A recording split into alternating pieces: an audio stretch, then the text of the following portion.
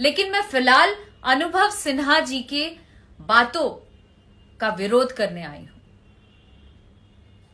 जो उन्होंने Bhojpuri film industry के लिए नंगा नाच शब्द का प्रयोग किया।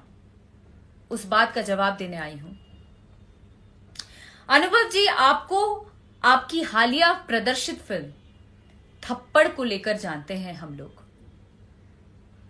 और काफी ऐसा भी सुना है कि आप महिला सशक्तिकरण को लेकर काम करते हैं या उसके लिए लगे रहते हैं। फिर आपने इस तरीके का शब्द कैसे यूज कर लिया? आप तो अपने मातृभाषा को ही गाली दे रहे हैं।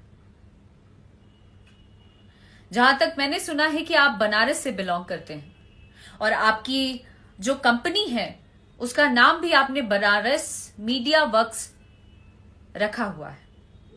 बड़ा गर्व भी होता है कि आप हमारे क्षेत्र से आए एक अनुभवी, एक बड़ा नाम लेकर आज वेल स्टैब्लिश्ड हैं। लेकिन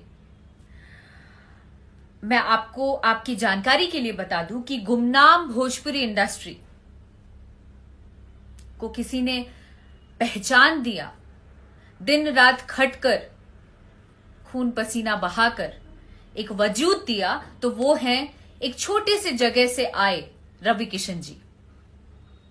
भोजपुरी सिनेमा ने बिना किसी सरकारी मदद या भोजपुरी क्षेत्रों से आए लोग के बिना किसी मदद के भोजपुरी ने अपनी एक अलग पहचान बनाई है, एक अलग नाम बनाया है, अपना वजूद बनाया। मैं मान सकती हूं कि कुछ एक फिल्में हर एक भाषाओं में वैसी बनी हैं, लेकिन अच्छी अच्छी फिल्मों को भी हमारी भोजपुरी इंडस्ट्री ने दिया है, जिसके बदौलत भोजपुरी सिनेमा व भोजपुरी के कलाकारों का उनकी वजह से मान है।